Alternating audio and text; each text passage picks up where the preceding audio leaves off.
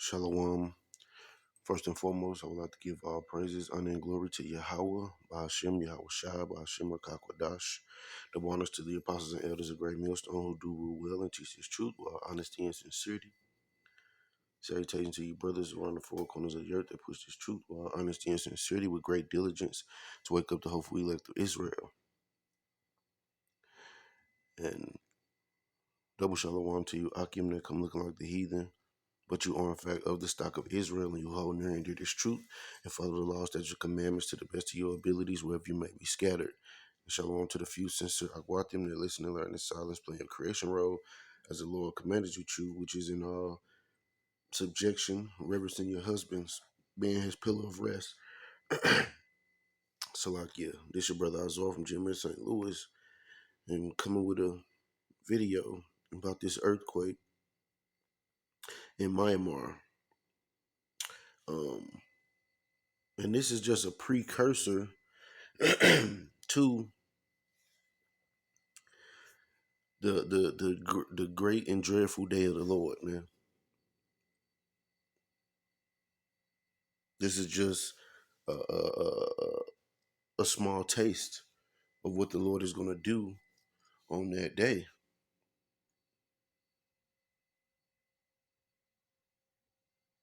You see, I'm going to play a little bit of this video and grab precepts, and Lord willing, you be edified. And you see that the Lord is nothing to play with, man. He is a force to be reckoned with. Only power is worthy to be praised, man. No one can stand his indignation.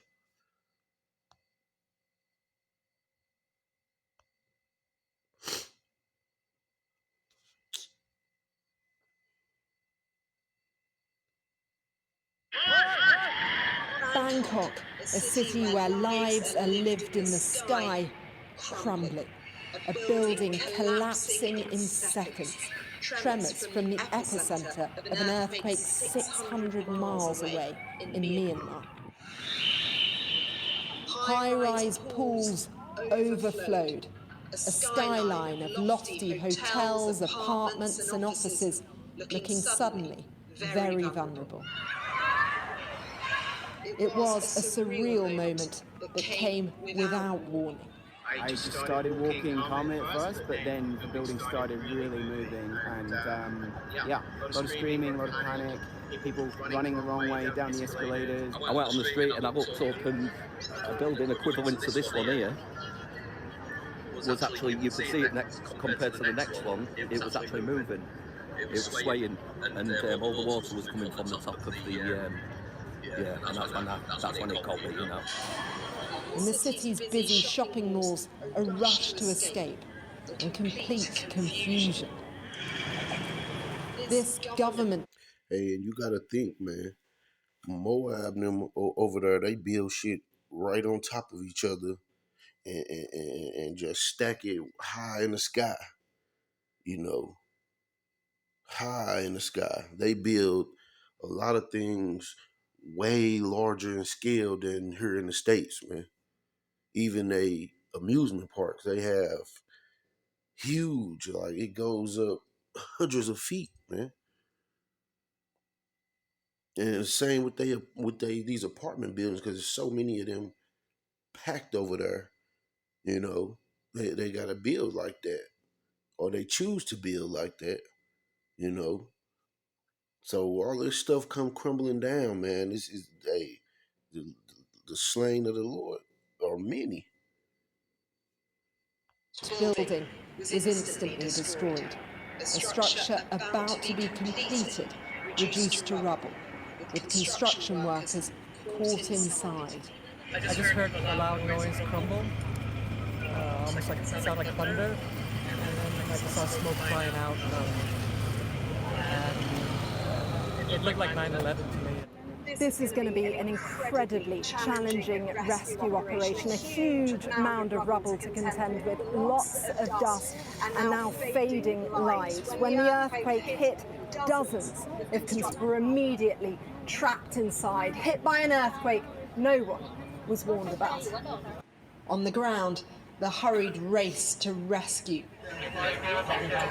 Teams were told to search for 90 people still missing, but their task is enormous and their work very delicate. This is so very difficult. The building collapsed into layers, and it takes time and the utmost care to ensure that we don't injure any survivors caught beneath. Well, here you can see the scale of the problem up close, just how much rubble they have to clear, and they're using heavy machinery to do it, bulldozers being brought in, and I hope they can move it and try and bring some of those people trapped inside out. What is hard to understand is why there was no warning before it hit, in a nation that 20 years ago suffered a devastating tsunami. The Thai Prime Minister was quick to visit the scene. Prime Minister, You know, and this is just a small taste of what the Lord is going to do, man, in that great and dreadful day. Let's go to Isaiah 13 and verse 6. Howl ye, for the day of the Lord is at hand. It shall come as a destruction from the Almighty. And see, these people don't understand the judgment of the Lord. This is judgment. These floods, these earthquakes, these sinkholes opening up. This is the doing of the Lord, man. Therefore shall all hands be faint, and every man's heart shall melt, and they shall be afraid. Just like that one fat ass Edomite teacher get locked up because I believe it was an earthquake, and he running over the kids. I'm talking about stepping on them, trampling on them, trying to get out. Therefore shall all hands be faint, and every man's heart shall melt, and they shall be afraid. Pangs and sorrow shall take hold of them. They shall be in pain as a woman that travaileth. They shall be amazed at one another, their faces shall be as flames. Behold, the day of the Lord cometh cruel, both in wrath and fierce anger, to lay the land desolate. And he shall destroy the sinners thereof out of it. For the stars of heaven and the constellation thereof shall not give their light. The sun shall be darkened in his going forth, and the moon shall not cause her light to shine.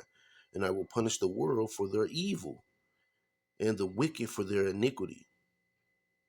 And I will cause the arrogancy of the proud to cease, and will lay low the haughtiness of the terrible. I will make a man more precious than fine gold, even a man than a golden wedge of Ophir. Therefore I will shake the heavens, and the earth shall move out of her place in the wrath of the Lord of hosts, and in the day of his fierce anger. You see, this is the indignation of the Lord, man.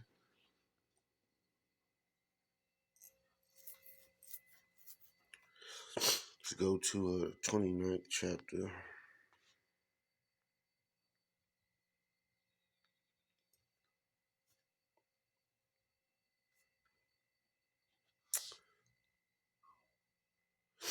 So Isaiah 29 and verse 6. Thou shalt be visited of the Lord of hosts with thunder and with earthquake and great noise, with storm and tempest and the flame of devouring fire. You see? This is how the Lord visits this place, man. You people that, oh, I want the Lord to come and tell me and the Lord to visit me. This is how he visits, man, with destruction.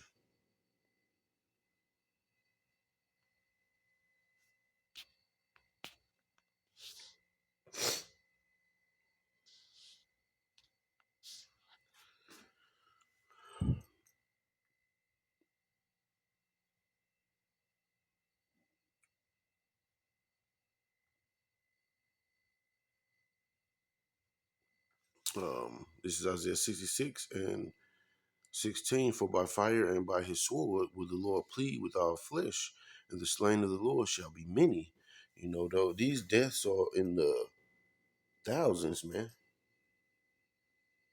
Initially, 144 was dead, man. That's you know, spiritual number.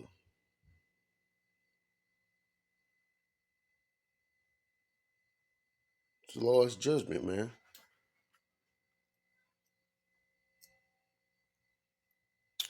Let's go to the book of Job.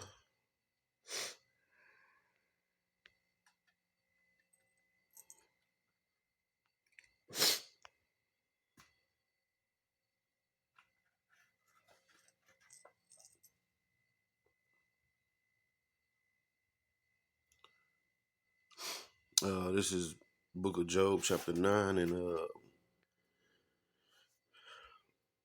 I started from the top. Then Job answered and said, I know it is so of a truth, but how should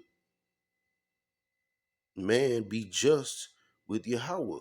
If he will contend with him, he cannot answer him one of 1,000. He is wise in heart and mighty in strength. Who hath hardened himself against him and hath prospered?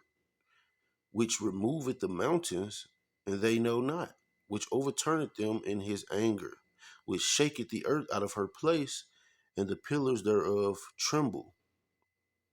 You see? So, hey, the Lord sent his judgment out, man, and no one can do anything about it.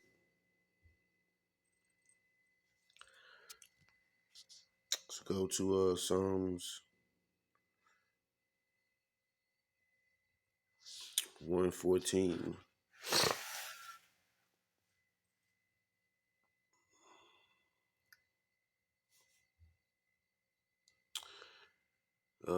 In verse 7, tremble, thou earth, at the presence of the Lord, at the presence of the God of Jacob.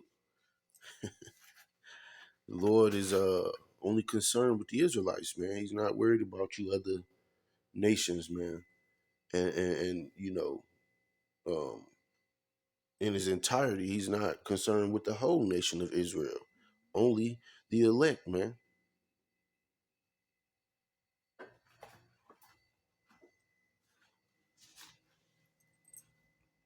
So it's hey, as time go on, more things are gonna happen. More natural disasters are gonna happen. You know, more earthquakes are gonna arise. More um, like you have these cracks opening up in the earth. Is going to keep happening, and then the Lord is going to bring that great and dreadful day for the salvation, man, of the elect of Israel.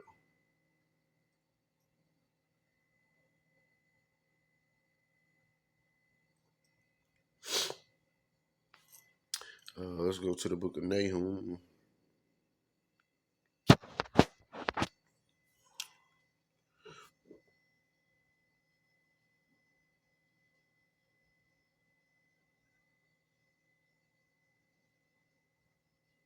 This is Nahum 1 and 2. Yahweh is jealous, and the Lord revengeth. The Lord revengeth and is furious. The Lord will take vengeance on his adversaries. And Moab has been an adversary unto the Lord, man, and his people. You see, they're mentioned in the Psalms 83, man. The you know with the United Nations, they come together to keep us from being a nation, man. These other nations joined up, man. Psalms 83. Moab, you mentioned in there, and Ammon. The so-called Chinese and Japanese, you gonna be judged too. And he reserveth wrath for his enemies. The Lord is slow to anger and great in power. You see, he didn't judge these nations off the bat, you know. And Second Maccabees chapter 6, it tells you that the Lord forbear to punish these other nations until they come to their fullness. but us, he not gonna let us get that build up that much, iniquity. So these nations have been, you know, the Lord been slow to bring wrath against them, but you see what happened when he does.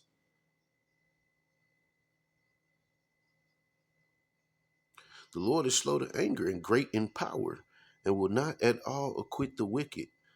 The Lord hath his way in the whirlwind and in the storm, and the clouds are the dust of his feet. He rebuketh the sea and maketh it dry, and drieth up all the rivers. Bashan languisheth, and Carmel and the flower of Lebanon languish. The mountains quake at him, and the hills melt, and the earth is burned at his presence. Yea, the word and all that dwell, the world and all that dwell therein. Salakia. Verse 6 is the point. Who can stand before his indignation? Could any of them hold the building up? No, man. You're subject to the Lord's wrath, man, his will. And who can abide in the fierceness of his anger? His fury is poured out like fire, and the rocks are thrown down by him.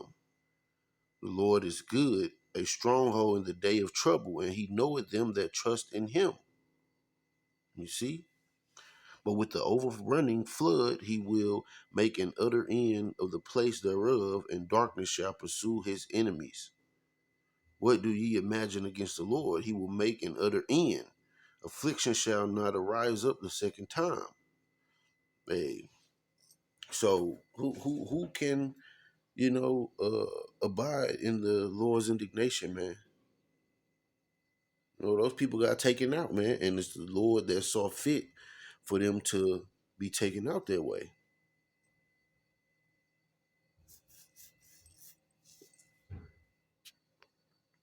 A badass fucking Edomite kid across the street, man, just destructive. But so Salakia for the noise in the background. Um, this is Zephaniah chapter 3 and verse 5. The Lord, the just Lord is in the midst thereof, and he will not do iniquity. Every morning doth he bring his judgment to light. He faileth not, but the unjust knoweth no shame. I have cut off the nations, their towers are desolate. I made their streets waste, that none passeth by. Their cities are destroyed, so that there is no man, that there is none inhabitant.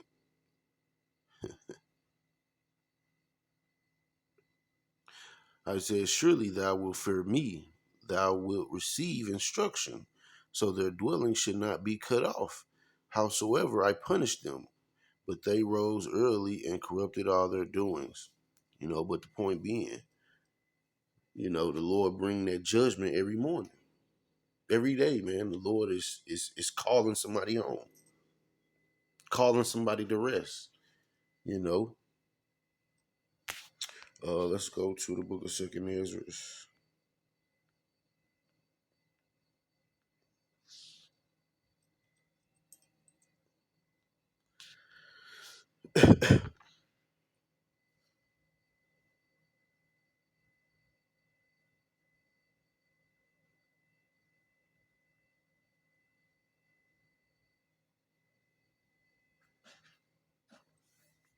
And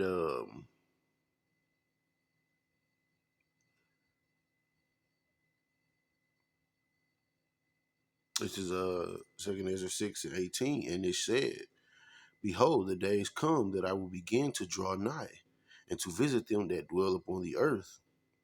I will begin to make inquisition of them, what they be that have hurt unjustly with their unrighteousness, and when the affliction of Zion shall be fulfilled, and when the world that shall begin to vanish away shall be finished, then will I show these tokens. The books shall be opened before the firmament, and they shall see all together.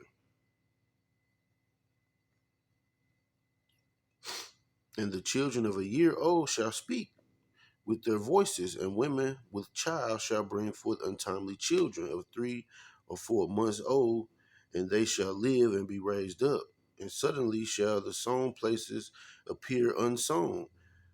The full storehouse shall suddenly be found empty, and the trumpet shall give a sound which, when every man heareth, they shall be suddenly afraid.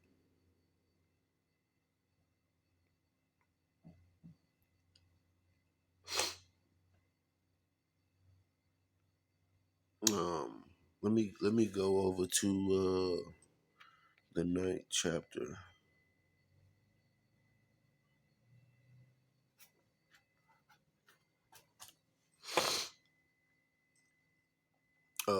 This is Second Ezra 9:1.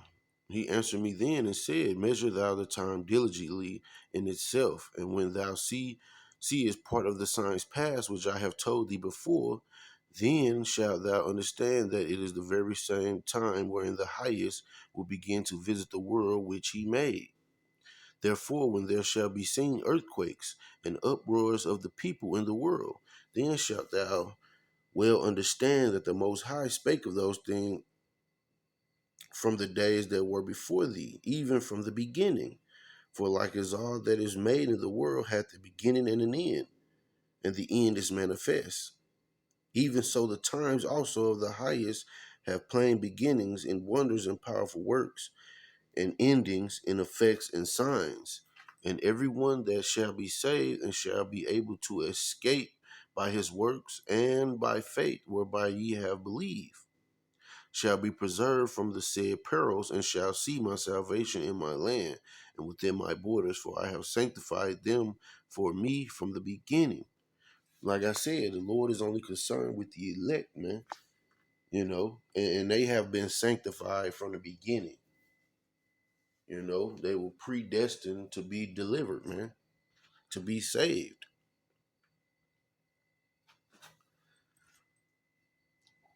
Then shall they be in pitiful case, which now have abused my ways. And they that have cast them away despitefully shall dwell in torments. You see, all these people that said to hell with the law, statutes, and commandments, these Israelites that said to hell with the way of righteousness. We're going to do what we want to do. They're going to be in a pitiful case, man.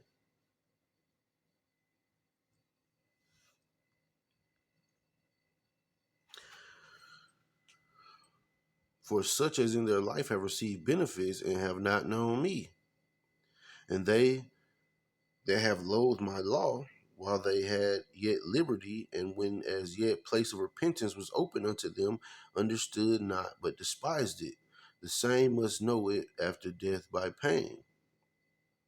And therefore be thou not curious how the ungodly shall be punished, and when, but inquire how the righteous shall be saved, whose the world is, and for whom the world is created.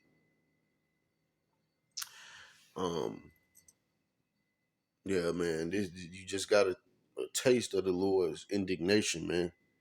You know, and it's going to be far more destructive in that great day, man. When he brings salvation for the elect and damnation to the rest of the world, man. I hope this has been an edifying lesson. I'm gonna say Kwame Asharala, Shalom, and the Bible.